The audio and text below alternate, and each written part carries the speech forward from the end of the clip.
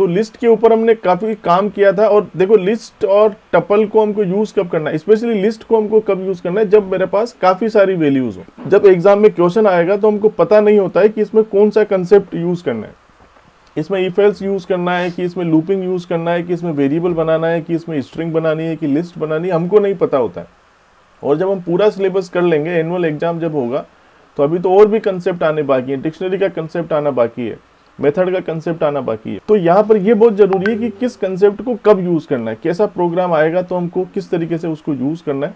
तो last class में भी मैंने बताया था कि जब भी आपके पास मल्टीपल वैल्यूज हैं, और मल्टीपल वैल्यूज काफी ज्यादा मल्टीपल वैल्यूज है और उनको एक साथ आपको प्रोसेस करना है, then we have to use the list. So what is the need, this is very important, ठीक है, when we have to use the list.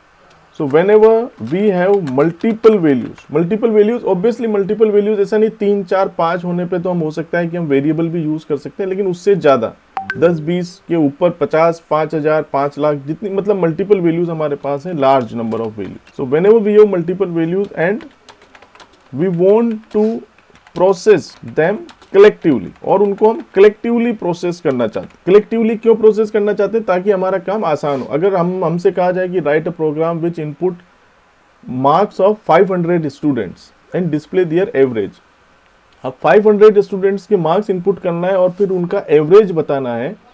तो देखिए अब 500 वेरिएबल, हम अलग अलग वेरिएबल लें, a b c d e f g ऐसे कुछ 500 नाम लें, फिर आप सोचिए कि उनको ऐड करना, फिर उनको डिवाइड करना 500 से, तो ये पॉसिबल नहीं है, ठीक है। प्रोग्राम काफी बड़ा हो जाएगा और समझ में भी नहीं आएगा। सो ऑब्वियसली यहाँ पर हमको लिस्ट ही यूज करनी पड़ेगी। So this is the main need of list. So whenever we have multiple values, large number of values and we want to process them collectively, then we have to use list, okay. और list ही use करेंगे, tuple को use नहीं करेंगे, क्योंकि tuple हमारे पास immutable होती है, मतलब उसके अंदर हम कोई चेंजेस नहीं कर पाते। So that's why we are going to use the list. So very simply we can use the list. List के बारे में मैंने बताया था, स्क्वायर ब्रैकेट से जब भी आपको स्क्वायर ब्रैकेट दिखता है, सो पाइथन के अंदर वो क्या हो जाएगी, लिस्ट हो जाएगी। सो एक बार मैं थोनी ओपन कर देता हूँ, और देखिए जब भी हम कलेक्टिवली मल्टीपल वैल्यूज को प्रोसेस करना चाहेंगे, सो यहाँ पर लूपिंग यूज होगी। मतलब जब भी आप लिस्ट को यूज करेंगे, तो चाहे आपको लिस्ट को इनपुट करना हो, चाहे लिस्ट को आपको प्रोसेस करना हो, चाहे लिस्ट को आपको आउटपुट करना हो। देखिए प्रोग्राम हम बनाते हैं तो क्या होता है, उसके अंदर इनपुट होता है, प्रोसेस होता है और आउटपुट होता है। तो लिस्ट में जो इनपुट होगा वो भी हमारा किसके थ्रू होगा, लूप के थ्रू होगा।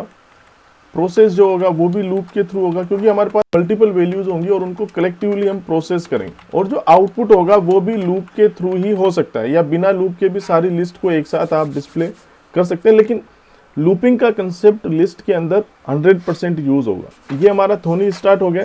तो लिस्ट मैंने बताया था सिंपल, अगर आपको ब्लैंक लिस्ट बनानी है तो L इक्वल टू ऐसे स्क्वायर ब्रैकेट हम दे देंगे, तो ये क्या हुई, एक लिस्ट बन गई। इसको मैं प्रिंट कर देता हूँ, print L। So you can see this is a blank list. So input करने के दो मेथड है, या तो हम इनिशियलाइज कर सकते हैं या फिर हम रन टाइम पर दे सकते हैं। इनिशियलाइजेशन का मतलब ये है कि जब आप प्रोग्राम को कंपाइल कर रहे हैं उसी वक्त वैल्यू को आप प्रोवाइड कर रहे हैं। जैसे यहाँ पर ये क्या हुई, एक लिस्ट बनी और मैंने उसको इनिशियलाइज किया। So this is called initialization of list. अगर रन टाइम पर आपको लिस्ट को इनपुट करना है तो बच्चों इसका सबसे बढ़िया मेथड मैंने बताया था, eval के थ्रू आप इसको इनपुट कीजिए, अगर इंटीजर वैल्यूज आपकी सारी हैं तो, ठीक है। और इंटीजर वैल्यू भी नहीं है तब भी आप स्क्वायर ब्रैकेट में पूरी लिस्ट को इनपुट कर सकते हैं, जैसे eval, और फिर आप इनपुट फंक्शन को यूज कर दीजिए, इनपुट, ठीक है, और प्रिंट L करते हैं, इसको रन करते हैं। तो अब यहाँ पर जो आप लिस्ट इनपुट करेंगे तो आप स्क्वायर ब्रैकेट से ही पूरी लिस्ट को इनपुट कर दीजिए, जैसे 10 20 30 कोमा, फिर आप अमित दे दिया, कुछ भी दे दिया, जितनी भी आपके पास वैल्यूज थी, तो ये लिस्ट आपने दे दी। तो देखिए ये लिस्ट हमारे पास बन जाएगी। लेकिन अगर आप लिस्ट की फॉर्म में इनपुट नहीं करना चाहते, 1 बाय 1 आप इनपुट करना चाहते हैं, जैसे मान लो 10 स्टूडेंट्स के मार्क्स इनपुट करना चाहते हैं 1 बाय 1, और वो लिस्ट के अंदर ऐड हो जाने चाहिए, तो हम उसके लिए कल मैंने एक प्रोग्राम बताया था कि एक लिस्ट बनाएंगे, एम्प्टी लिस्ट हम बनाएंगे, और फिर एक लूप लगा के फिर उस वैल्यू को हम अपेंड करते रहेंगे। तो एक लूप लगाएंगे फॉर i इन, अब सपोज मुझे 10 आइटम्स लिस्ट में ऐड करने, तो एक लूप लगाया फॉर i इन रेंज 10, तो ये 0 to 9 मतलब 10 टाइम्स ये लूप चलेगा। और मैं यहाँ पर सपोज इंटीजर टाइप की वैल्यू, तो मैं यहाँ पर इनपुट फंक्शन को इस लूप के अंदर डाल दूंगा, और फिर मैं क्या कर दूंगा एल डॉट अपेंड। तो ये अपेंड फंक्शन है, ये क्या करता है लिस्ट के अंदर आइटम को ऐड करता है। तो ए को मैं इसके साथ अपेंड करता जाऊंगा और लास्ट में मैं यहाँ पर सपोज एल को प्रिंट करवाता हूँ लूप के बाहर। तो ये कंसेप्ट बहुत इंपॉर्टेंट है। एक लूप लगाया, लूप के अंदर ये मार्क्स इनपुट होंगे, मतलब ये जो इनपुट वाला जो फंक्शन है ये 10 टाइम्स एग्जीक्यूट होगा और जब पहली बार एग्जीक्यूट होगा पहला नंबर आप देंगे वो एल के अंदर अपेंड हो जाएगा, फिर दूसरा नंबर देंगे तो दूसरा नंबर अपेंड हो जाएगा। इस तरीके से लास्ट में हमारी पूरी लिस्ट तैयार हो जाएगी। तो देखिए एंटर मार्क सपोज मैंने दिया 10, फिर enter mark 20, 30, 40, 55 whatever the mark that we want to give. So you can see it executing 10 times. Then this is our list. So ये सारे जो मैंने अभी आपको बताया method, these all are the methods for creating a list. अब देखिए list तो हमारे पास बन गई, लिस्ट हमारे पास कंप्लीट हो गई। अब उस लिस्ट को हम प्रोसेस कैसे करें? अब जैसे इस लिस्ट के जो सारे एलिमेंट हैं इनका मुझे एवरेज निकालना है। एवरेज निकालना है मतलब सारे एलिमेंट का मुझे सम करना है। अब सम करना है तो देखिए यहाँ पर हर वेरिएबल का नाम तो मुझे पता नहीं है, मुझे तो क्या है पूरी लिस्ट का नाम पता है। पूरी लिस्ट का नाम है एल। अब इंडिविजुअल एलिमेंट को हम कैसे एक्सेस करेंगे इसकी बात हम आज क्लास में करेंगे, जो कि बहुत इंपॉर्टेंट है। So let's see accessing a list. ये देखिए तो लिस्ट के अंदर बच्चों इंडिविजुअल एलिमेंट को एक्सेस करने के लिए जो स्पेशल बात है वो क्या करता है पाइथन के अंदर, जैसे मान लो ये कोई लिस्ट है और लिस्ट के अंदर लिखा हुआ है रिस्पॉन्सिबिलिटी, RESPONSIBILITY, रिस्पॉन्सिबिलिटी, ये कोई वर्ड लिखा हुआ है, इंडिविजुअल कैरेक्टर ये है। तो पाइथन क्या करता है पूरी लिस्ट के एलिमेंट की इंडेक्सिंग करता है। इसको क्या कहते हैं हम? इंडेक्सिंग करता है। दो तरीके की इंडेक्सिंग यहाँ पर होगी, फॉरवर्ड इंडेक्सिंग और बैकवर्ड इंडेक्सिंग। फॉरवर्ड इंडेक्सिंग जो होगी वो 0 से स्टार्ट होगी, 0 1 2 3 4 और जितने एलिमेंट है वहां तक जाएगी। और लास्ट कैरेक्टर से बैकवर्ड इंडेक्सिंग भी स्टार्ट होगी, -1 -2 -3 और इस तरीके से बैकवर्ड में ये इंडेक्सिंग पूरी जाएगी।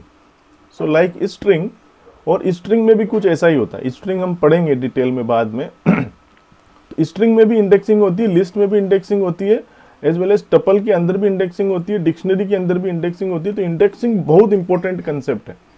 आगे आने वाले जितने हमारे जब हम पांडास पैकेज पढ़ेंगे उसके अंदर सीरीज और डेटा फ्रेम भी पढ़ेंगे, वहां पर भी इंडेक्सिंग होती है।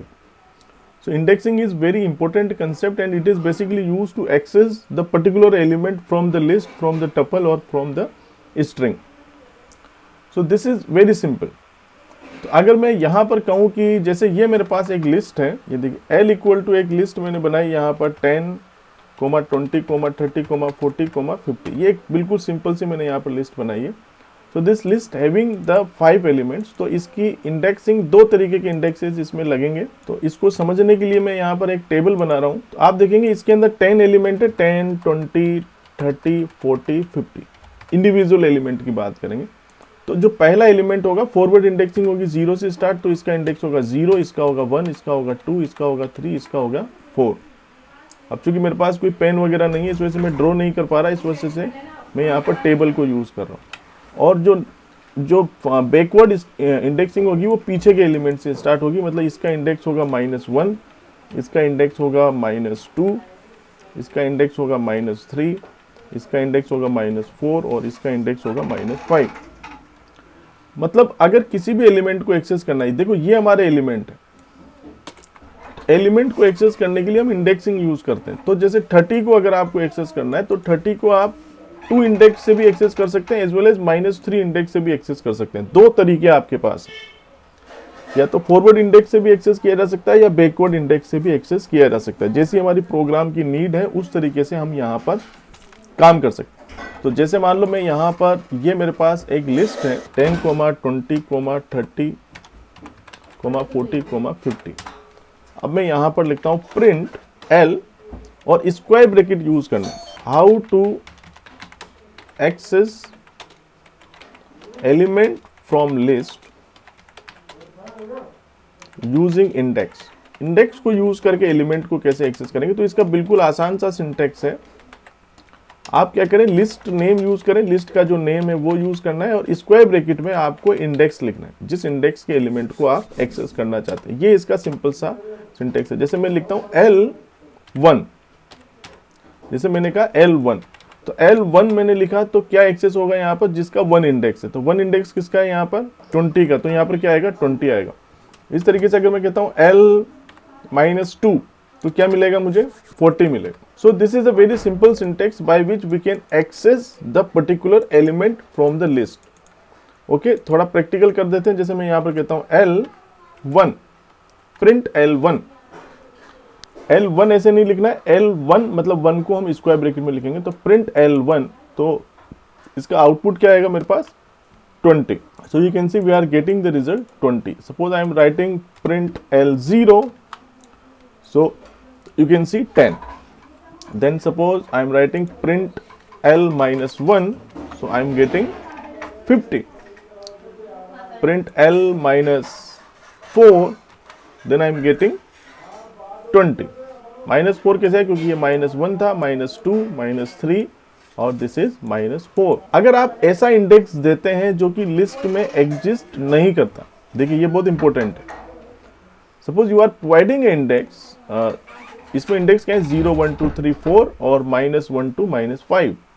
तो अगर सपोज मैं यहाँ पर कहता हूँ L5, now you can see 5 is a index which is not exist in this list. So this is called out of bound index. What is this? Out of bound index. What is out of bound index? What is out of bound index? The index which is not exist in the list. जो list आप बना रहे हैं उसके अंदर वो index है ही नहीं. And suppose we want to access this, then what will happen? It gives you the error. Because list index out of range. What it will do? It gives you error. And what is the name of the error? The error is index error. This is the error. Index error. Okay? So we have to use the index that is inside that list. So this is a very important concept of indexing. So let's read this. First we will see the similarity between list and a string. So list is a sequence like a string. String के अंदर भी बच्चों same काम होता है. जैसा हम list के काम कर लिस्ट को यूज करते हैं, स्ट्रिंग के अंदर भी हम सेम यूज करते हैं. बस लिस्ट और स्ट्रिंग के अंदर जो डिफरेंस है वो यही है कि लिस्ट हमारी मुटेबल है जबकि स्ट्रिंग हमारी इम्यूटेबल है. List also has index of each of its element. Like string list also has 2 indexes. One for forward indexing from 0, 1, 2, 3 to n-1. Suppose the list having the n element, then the forward index goes from 0 to n-1, and 1 for backward indexing from -n to -1. In a list, values can be accessed like a string. Suppose this is a list, so these are the forward index and the backward index of the list. So suppose here this one example is given, vowels equal to A, E, I, O, U. Suppose these are the 5 elements inside this list, and what I am doing, I am writing vowels, then square bracket 4. So here the name of the list is vowels. Now suppose I am writing vowels square bracket 4, means I want to access the element which having the index 4. So simply I am getting this U. So 0, 1, 2, 3, 4. So 4 index element is U. Suppose I am writing vowels -5, then this -1, -2, -3, -4, -5. So I am getting element A. Vowels -1, so I am getting element U. So using these indexes, I can access the particular element from the list. There is a very important function by which we can find out the length of the list. Means what is the length of the list? What is length of list? So this is very simple. The total number of elements inside the list is the length of the list. Total number of elements inside list is length. So suppose this is a list. This is the list. What is the length of this list? How many elements inside this list? 5 elements. So length is simply 5. So suppose there is a list, this P, A, and Pankaj. So each character is stored as an element in the list. So what is the length of this list is 6 using len function. So there is an inbuilt function len by which we can find out the length of the list. क्योंकि कई बार जब हम logic लगाते हैं तो हमको list की length जरूर पता होनी चाहिए, क्योंकि जब हम लिस्ट के अंदर कोई लूप लगाएंगे तो उसके अंदर कितने एलिमेंट है ये हमको पता होना चाहिए, क्योंकि लूप का एंडिंग तो हमको बताना ही पड़ेगा. सो that's why this function is very important. So syntax is very simple. What is the syntax? Simply I can use len, and then you have to write the list name for which you want to find out the length. Suppose I am going to make a program question.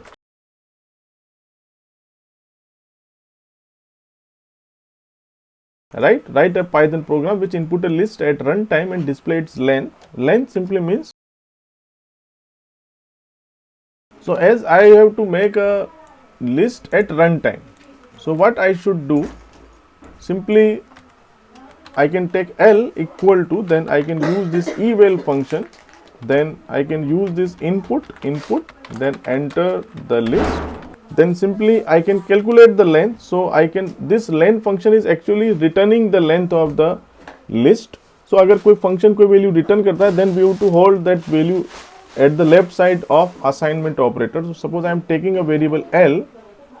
अब L मैंने ऊपर use कर दिया small, तो मैं यहाँ पर suppose एक वेरिएबल यूज करता हूँ length. So length equals to len L. Then I can print length of list is length.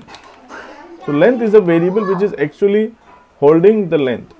So what will happen here, this L is input at runtime using this eval input function, and then this len function calculate its length, len L. Here we have to provide the capital L.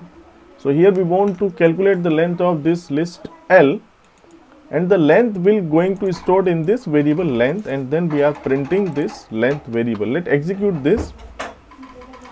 Suppose here I am inputting this list 10, 20, 30, 40, 50, then you can provide any values, suppose this. So I am providing here, how many elements are here? 6 elements are here. So let print it. So length of list is 6. Again I am executing this program, enter the list. Suppose I am providing only 2 elements. So you can see it gives me the length 2. So it is a dynamic program. It is calculating the length as per the exact length of the list. So this is the way by which we can calculate the length. Next question, question number 2. Find out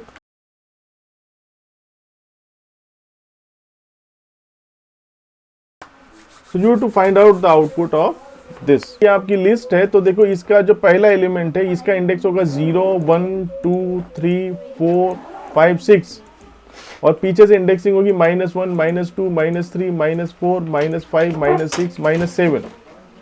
इसको आप ऐसे बना के देखते हैं हम.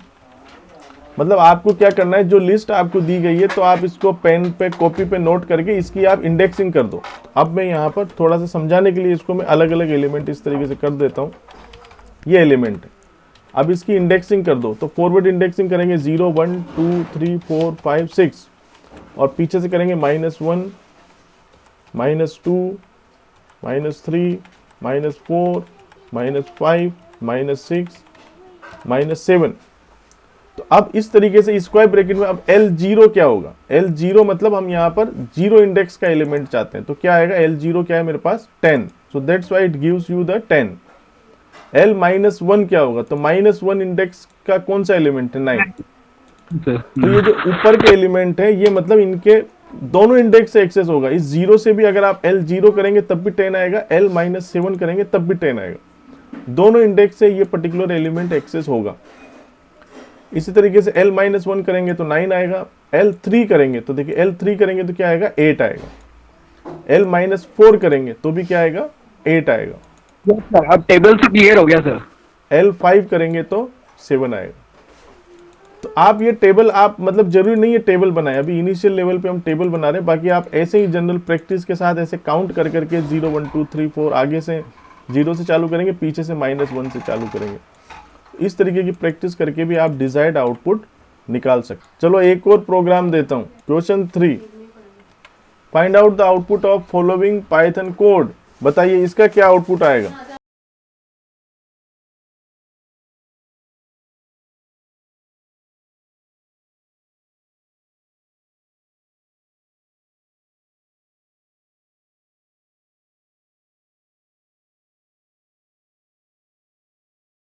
देखो किसी भी एलिमेंट को एक्सेस करना हो तो आप पर्टिकुलर इंडेक्स से उसको एक्सेस भी कर सकते हैं. और इसकी खासियत ये है कि अगर किसी एलिमेंट को चेंज भी करना हो, जैसे अगर मैं यहां पर एक लिस्ट बनाता हूं, अगर एक बार आपने लिस्ट बना दी उसको आपको मॉडिफाई करना है, उसके किसी एलिमेंट को मॉडिफाई करना है. किसी पर्टिकुलर एलिमेंट को चेंज करना है तो आप कैसे करेंगे, लिस्ट का नाम लिखेंगे, लिस्ट नेम, और फिर उसका इंडेक्स देंगे, जिस लोकेशन के इंडेक्स को आपको चेंज करना है, और फिर आपकी जो वैल्यू है वो वैल्यू प्रोवाइड कर दीजिए, तो वो पर्टिकुलर एलिमेंट भी चेंज हो जाएगा। जैसे मैं अगर एक क्वेश्चन पूछता हूं यहां पर,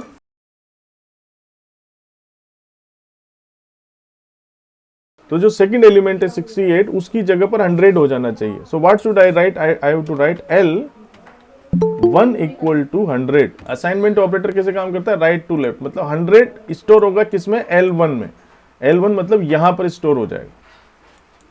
इज इट क्लियर? तो इसके बाद में जो लिस्ट बन जाएगी, मतलब अब ये लिस्ट जो पहले ये लिस्ट थी ऐसी, अब ये लिस्ट कैसी हो जाएगी, अब ये लिस्ट यहां पर क्या हो जाएगा, इसमें 100 हो जाएगा। इसका चाहे तो हम प्रैक्टिकल करके देख सकते हैं। जैसे एक लिस्ट में लेता हूं L equal to 10, 20, 30, 40, 50, and what I am doing, L0 equal to 100, and then suppose I am printing this list. So what will happen, the first location element will change to 100.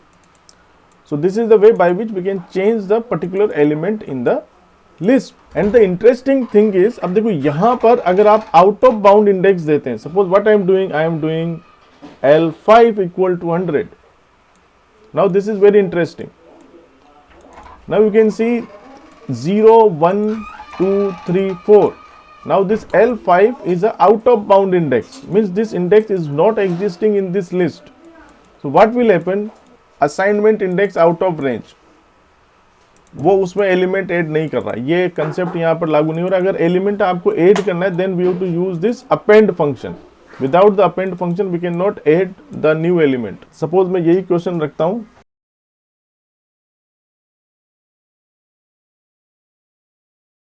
what will happen, it gives you the error. अब अगर मैं कहता हूं इसमें एक question ये पूछता हूं,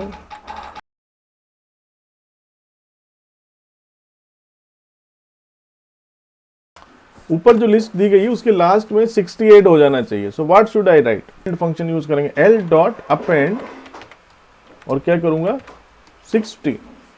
So this will append a new element at the last. Here at the last I want to add a new element. So L dot append 60.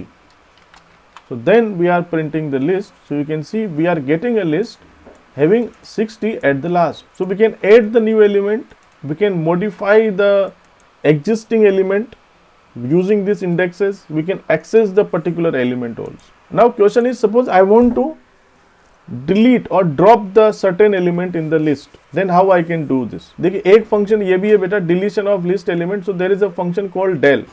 There is a function called del, and then we can write the list name and then the particular index. So this will delete that element. So this is the one of the method, and there is a one more method, that is deletion. Only one element will be deleted on pop from the list. So we can use this pop also to delete the element L dot pop 5, और जो remove वाला था, remove also work, list dot remove, and then it will delete the first occurrence of the past value but does not return the deleted value. So काफ़ी सारे method हैं यहाँ पर। Pop को यूज़ कर सकते हैं, रिमूव को यूज़ कर सकते हैं, और डेल को यूज़ कर सकते हैं। पर इनमें डिफरेंस क्या है कि देखो, पॉप जो है वो इंडेक्स से रिमूव करता है, रिमूव जो है वो वैल्यू से रिमूव करता है, और जो डेल है वो भी पर्टिकुलर लोकेशन से रिमूव करेगा, मतलब इंडेक्स से रिमूव करेगा। तो रिमूव में क्या करेगा, वो पर्टिकुलर जो वैल्यू आप दोगे उस वैल्यू को सर्च करेगा पूरी लिस्ट में, और फर्स्ट अकरेंस जहां पर मिलेगी तो उसको वो रिमूव कर देगा। जबकि पॉप क्या करेगा, delete and return the element of pass index, and index passing optional, index passing is optional if not passed element from last will be deleted. Okay, let's see. तो सपोज एक example, अभी simple सा example मैं यहाँ पर ले लेता हूँ।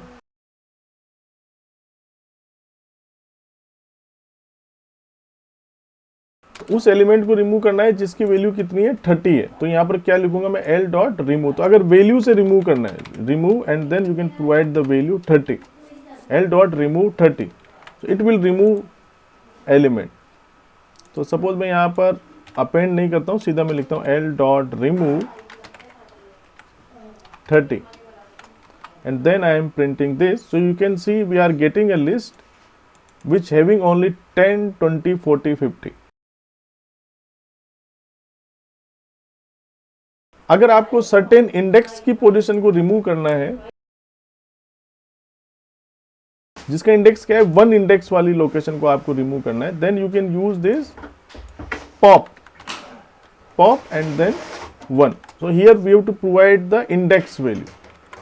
और यहाँ पर ये अच्छी बात है कि जो पॉप फंक्शन है वो आपको जो एलिमेंट रिमूव करता है उसको ये रिटर्न भी करता है. सपोज l.pop1, इसको मैं रन करता हूँ.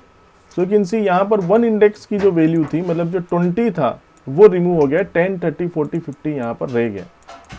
और अगर आपको रिमूव एलिमेंट प्रिंट भी करना है तो इसको आप स्टोर कर सकते हैं, जैसे n = l.pop1, और आप n को अगर प्रिंट करें तो n में आपको वो वैल्यू भी मिलेगी जिसने इसको पॉप किया है. मतलब n के अंदर देखिए आपको 20 यहाँ पर मिल रहा है. सो पॉप की हेल्प से आप डिजायर्ड इंडेक्स की लोकेशन को रिमूव करवा सकते हैं. So answer is l.pop1. So what pop do,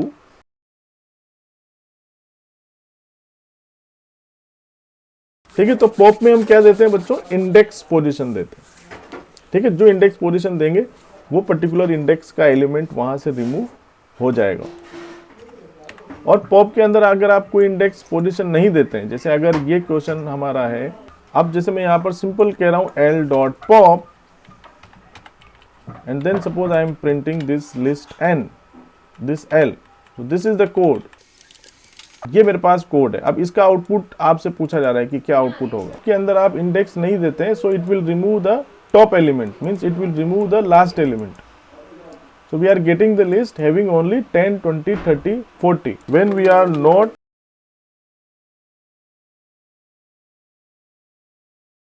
तो हमने लिस्ट में काफ़ी सारी चीज़ें आज देखी है. नया एलिमेंट कैसे ऐड करना है, उसको रिमूव कैसे करना है, एग्जिस्टिंग एलिमेंट को चेंज कैसे करना है, पर्टिकुलर लोकेशन के जो एलिमेंट को हमको एक्सेस कैसे करना है. ठीक है, चलिए बच्चों, बाय बाय. आज के लिए इतना.